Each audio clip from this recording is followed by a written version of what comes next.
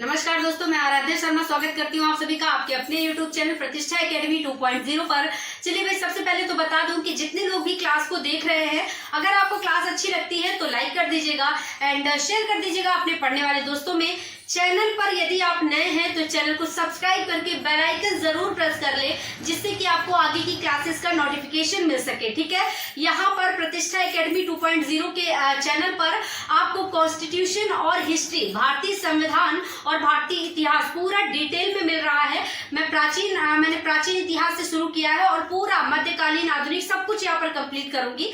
तो अगर आप जुड़ना चाहते हैं तो चैनल को सब्सक्राइब करके बेल आइकन जरूर प्रेस कर लें आगे के नोटिफिकेशंस पाने के लिए। ठीक है, चलिए तो शुरू करते हैं आज की क्लास को। आज का हमारा टॉपिक क्या है? आज का हमारा टॉपिक है भारतीय संविधान के 25 भाग पार्ट 2। ठीक है, ये है हमारा पार्ट 2, भारतीय संविधान के 25 भाग। पार्ट 1 हम पढ़ चुके हैं। पार्ट 1 में हमने 10 भागों को कंप्लीट किया था, डिटेल विद ट्रिक। देखिए, हमने वहां पर डिटेल भी जानी थी और ट्रिक भी जानी थी। ठीक है, तो हमें डिटेल भी समझनी है, ट्रिक भी समझनी है। आज हमारा पार्ट 2 है, यहाँ हम भाग 11 से शुरू करेंगे और जानेंगे। देखिए, ये जो लैंग्वेज होती है ना, जो यहाँ पर भागों के अंदर लैंग्वेज लिखी होती है, जैसे देखिएगा वित्त, संपत्ति एवं संपदाएं, तो ये चीजें तो समझ लेते हैं लेकिन लैंग्वेज नहीं समझ पाते कि इसके अंदर आखिर इसका अर्थ क्या है, इसके अंदर क्या है। तो हमें ये डिटेल जाननी है, उसके बाद ट्रिक से हम इसको याद करेंगे। पहले डिटेल जानेंगे, उसके बाद ट्रिक से याद करेंगे। चलिए शुरू करते हैं। देखिए, ये नंबरिंग मैंने यहाँ पर डाल दी है इसलिए क्योंकि भाग अब 25 हो गए हैं। मूल संविधान में 22 थे। ठीक है, अब 25 हो गए हैं वर्तमान में, लेकिन आप 22 ही काउंट करते हैं तो आप कंफ्यूज हो जाते हैं, इसलिए मैंने यहाँ पर नंबरिंग भी डाली है। का खा जो ऐड हो गए ना बेटा, 4 का एंड 9 का 9 का खा, 14 का का, तो ये जो का खा ऐड हुए उससे हो गए 25। ठीक है, लेकिन उन्हें आप काउंट नहीं करते, इसलिए मैंने यहाँ पर नंबरिंग डाल दी है। और भाग तो 22 ही है लेकिन हो गए हैं 25 का खा ऐड करके। ठीक है, चलिए देखिए भाग 13 नंबर पे देखेंगे। हमने वहां पर 12 नंबर तक देखा था भाग 10। ठीक है, यहाँ पर 13 नंबर पे भाग 11 क्या है? संघ और राज्यों के बीच संबंध। संघ और राज्यों के बीच संबंध का मतलब क्या हो गया? भारत और भारत के राज्य जो हैं, इनके बीच किस प्रकार के संबंध है, मतलब केंद्र की जो सरकार है और भारत के राज्यों की जो सरकार, इनके बीच कैसे संबंध है। आप देखते हैं कई सारी जगहों पर, कई सारे विषयों पर केंद्र की जो सरकार होती है, ये राज्य के प्रति कई सारे कानून बना देती है। ठीक है, कानून बना सकती है, ऐसा इसके पास अधिकार है। तो वही यहाँ पर रखा गया भाग 11 में, संघ और राज्यों के बीच संबंध। ठीक है, चलिए नेक्स्ट देखते हैं भाग 12। 14 नंबर पे भाग 12, वित्त एवं संपत्ति संपदाएं। देखिए, यहाँ पर हर चीज का अर्थ समझेंगे। पहले वित्त का अर्थ जानेंगे क्या है, फिर संपत्ति का अर्थ जानेंगे, फिर संपदाएं का अर्थ जानेंगे। वित्त का मतलब क्या हो गया? वित्त का मतलब हो गया पैसा। वित्त मतलब पैसा, आप जानते हैं।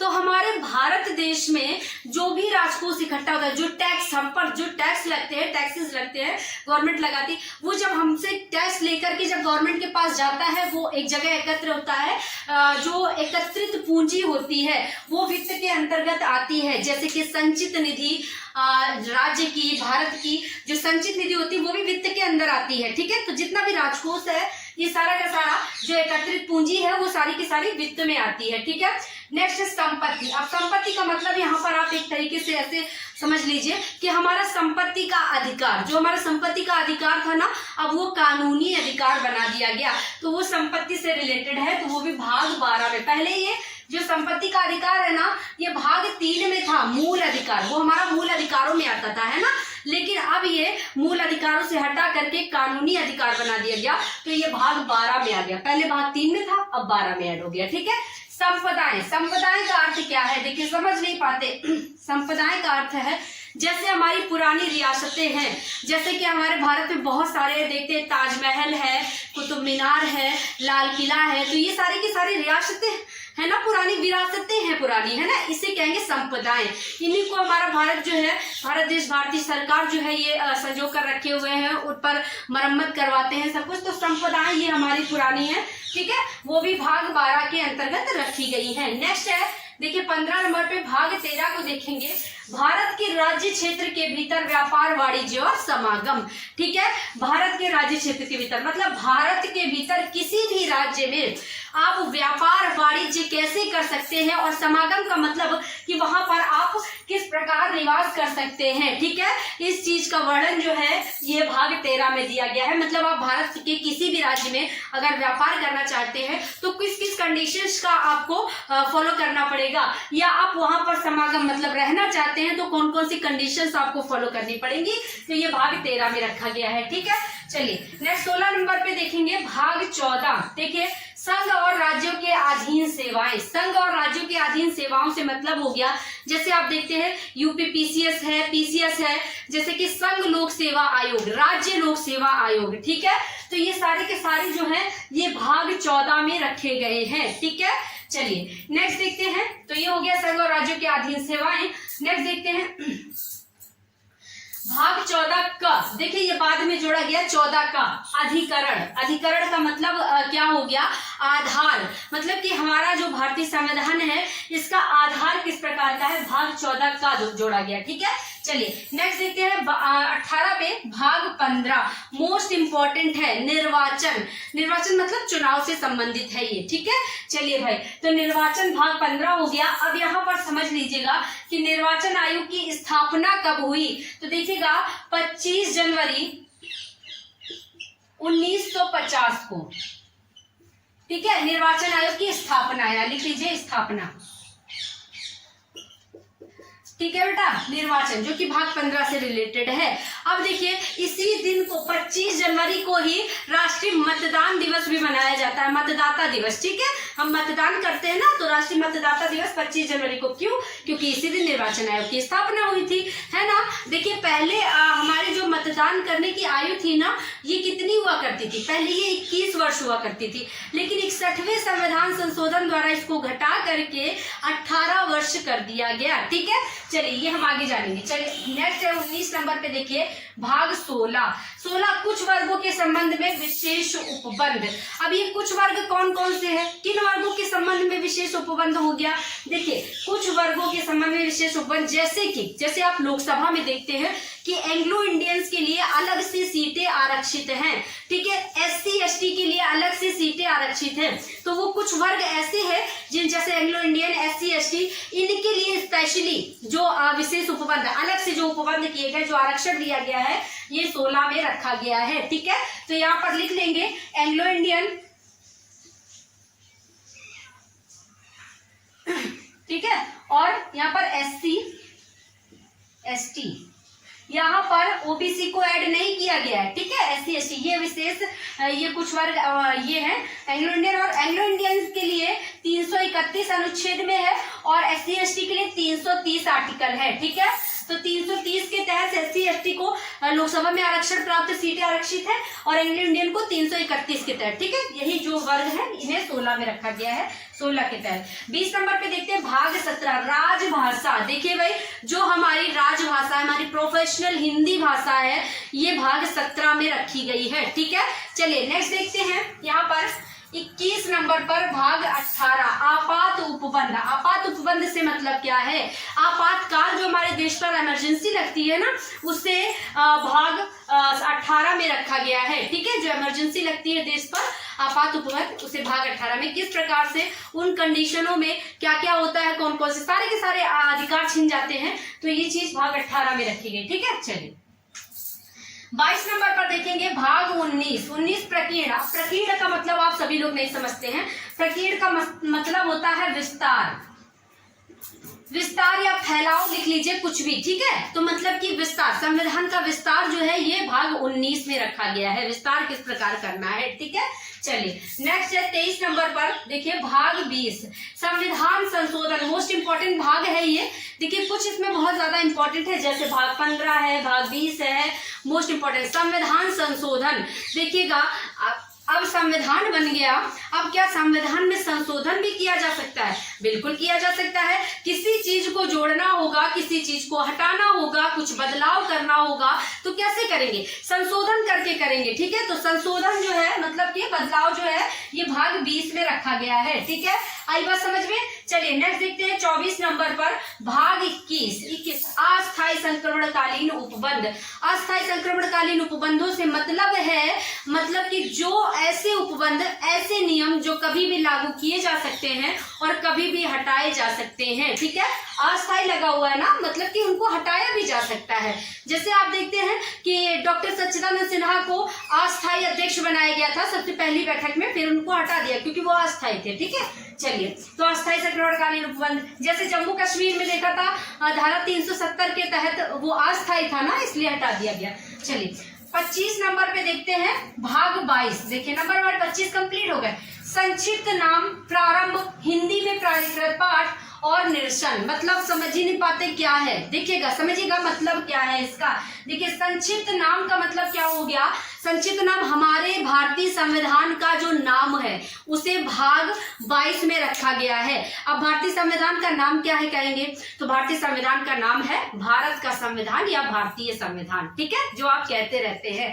ठीक है, नेक्स्ट देखिए प्रारंभ। अब देखिए प्रारंभ का मतलब क्या हो गया? जब हमारा संविधान बना, उसका प्रारंभ हुआ बनने का, तो उस प्रारंभ को यहाँ पर भाग 22 में रखा गया है। ठीक है, संविधान का प्रारंभ ठीक किस प्रकार होगा। इसके बाद हिंदी में प्राधिकृत पाठ। अब हिंदी में प्राधिकृत पाठ का मतलब क्या हो गया? हमारा जो भारतीय संविधान जो नाम है ना भारतीय संविधान का भारतीय संविधान, ये पहले इंग्लिश में लिखा गया। ठीक है, लेकिन बाद में इसका हिंदी अनुवाद किया गया, तो वही जो है हिंदी अनुवाद किया गया ना, जो वो भाग 22 में रखा गया कि भाई अब इसका हिंदी अनुवाद किस प्रकार किया जाएगा भाग 22 में। तो हिंदी में प्राधिकृत पाठ। ठीक है, संविधान के बारे में आ गई बात समझ में। निरसन। अब निरसन का मतलब क्या हो गया? निरसन का मतलब हो गया जैसे जो प्रारंभ में जब आजादी के समय हमारा संविधान बना, अब उसमें कुछ चेंजमेंट भी हो गए है ना, तो उसे कहेंगे निरसन, क्योंकि चेंजमेंट हो गया ना इसलिए निरसन। वो चीजें निकल गई, नई चीजें आ गई। चलिए, तो ये तो हमें टॉपिक समझ में आ गया कि आखिरकार ये टॉपिक क्या था। अब हम समझेंगे इसके बारे में कि इसके बारे में आखिरकार ये ट्रिक जानेंगे, इसकी ट्रिक क्या है, किस तरह याद करना है हमें। देखिए भाग 11 संघ और राज्यों के बीच संबंध। देखिएगा 11 संघ और राज्य मतलब कि भारत देश और राज्य दोनों मिल रहे हैं, तो 1 और 1 11 हो जाएगा। दो बंदे मिल रहे हैं ना, तो 1 और 1 11 हो जाएगा। 11 से हम याद करेंगे संघ और राज्यों के बीच संबंध। भाग 12 वित्त संपत्ति संपदाएं। देखिएगा वित्त संपत्ति पैसा रुपया। ठीक है, पैसा रुपया 1-2 दिन में खर्ची हो जाता है, ज्यादा दिन नहीं चलता, 1-2 दिन में खर्च हो जाता है। तो 1 से 1, 2 से 2, 1 और 2 12 होता है। ठीक है, 13 भारत के राज्य क्षेत्र के भीतर व्यापार वाणिज्य और समागम। देखिएगा कोई कह रहा है कि 13 भारत में व्यापार करने का कोई अधिकार नहीं, 13 कोई अधिकार नहीं, चलो निकलो यहाँ से। ठीक है, ऐसा ब्रिटिश वासियों को बोलना चाहिए था कि भारत में उनका कोई अधिकार नहीं था व्यापार करने का, फिर भी आ गए, तो 13 से 13 हो जाएगा। और भारत में व्यापार वाणिज्य और समागम तो याद हो जाएगा। ठीक है, नेक्स्ट देखते हैं यहाँ पर। देखिए 14 संघ और राज्य के अधीन सेवाएं। अब संघ लोक सेवा आयोग, राज्य लोक सेवा आयोग, तो राज्य की संघ की सेवा करने में कैसा सौदा भाई, तो कैसा सौदा, 14 से 14 याद कर ले, सॉरी ये वाला है 14 से 14, और कैसा सौदा किसका? संघ और राज्य की सेवाएं करने में, तो संघ और राज्य के अधीन सेवा। चलिए नेक्स्ट 14 का अधिकरण, इसको आप खुद याद कर लेंगे, अधिकरण कोई दिक्कत नहीं है। चलिए भाग 15 निर्वाचन। देखिए हमने अभी बताया था कि पहले आयु 21 वर्ष थी, बाद में 18 कर दी गई, लेकिन हम मानेंगे ट्रिक के लिए, हम मानेंगे कि हमें निर्वाचन मतलब मतदान करने की आयु कितनी रखनी है? 15 वर्ष वाले ही मतदान कर सकते हैं, बाकी नहीं। तो 15 भाग जो है निर्वाचन से रिलेटेड हो जाएगा, ये सिर्फ मानने के लिए है। ठीक है, चलिए भाग 16 कुछ वर्गों के संबंध में विशेष उपबंध। अब कुछ वर्ग जो है उनको विशेष उपबंध दे दिए गए, विशेष फैसिलिटीज दे दी गई, तो भाई उनको तो वो तो 16 बरसा रहे हैं लोगों पर। क्या हर जगह किसी भी जॉब में, किसी भी नौकरी में देखिए जो SC ST है यही भरे पड़े हैं, है ना, तो यहाँ पर ये 16 बरसा रहे हैं। कौन? SC ST कुछ वर्ग। ठीक है, और एंग्लो इंडियंस, तो यहाँ पर 16 से 16 याद कर लेंगे। और क्या कहते हैं? SC ST है, तो SC ST के बारे में विशेष उपबंध। भाग 17 राजभाषा। देखिएगा देश का हर एक बंदा एक साथ मिलकर राजभाषा को बढ़ावा दे रहा है। देश का हर बंदा एक साथ मिलकर राजभाषा को बढ़ावा दे रहा है। तो 1 से 1, 7 से 7, 1 और 7 17 और राजभाषा को बढ़ावा दे रहा है तो राजभाषा हो जाएगा। 18 देखिएगा आपात उपबंध। देखिए जब आपातकाल लगता है ना, इमरजेंसी लगती है, अच्छों की ऐठ निकल जाती है, एक की ऐठ निकल जाती है ना, तो 1 से 1 और 8 से 8 हो जाएगा, 18 हो जाएगा। 1 और 8 18। जब आपातकाल लगता है एक की ऐठ निकल जाती है। चलिए 19 पे प्रकीर्ण है, इसको आपको स्वयं याद करना है, कोई ट्रिक नहीं है। चलिए 20 में देखिएगा संविधान संशोधन। जब हम 20 साल के हो जाते हैं ना, तो हम अपने अंदर कुछ संशोधन करना शुरू कर देते हैं, बदलाव लाना शुरू कर देते हैं कि भाई अब तो हम समझदार हो जाते हैं ना, जब सोचते हैं हमें जॉब करनी है, पैसा कमाना है, समझदार बनना है, तो संशोधन कब करना शुरू करते हैं? जब 20 के हो जाते हैं। तो 20वें में संविधान संशोधन। 21 अस्थायी संक्रमणकालीन उपबंध। देखिएगा 21 साल के जब हम होते हैं ना, तो हम अस्थायी हो जाते हैं, स्थायी ही नहीं रहते। भाई हम जॉब करने लग गए तो कहीं इधर कहीं उधर, हम स्थायी नहीं रहते। ठीक है, कब? 21 के जब हो जाते हैं। तो 21 में होगा अस्थायी संक्रमणकालीन उपबंध। 22 जो है देखिएगा संक्षिप्त नाम हिंदी में प्राधिकृत पाठ, आपको पता ही है। तो देखिएगा 2 और 2, देखिए किसी का भी नाम लो तो 2 बार लो, ठीक है, तभी बंदा खुश रहेगा। तो देखिएगा 2 बार लेने से 2 और 2 22 हो जाएगा, नाम से संक्षिप्त नाम हो जाएगा। ठीक है, ये टॉपिक आज कंप्लीट होता है। फिर मिलते हैं अगली क्लास में, तब तक के लिए सभी को टाटा बाय बाय, नमस्कार।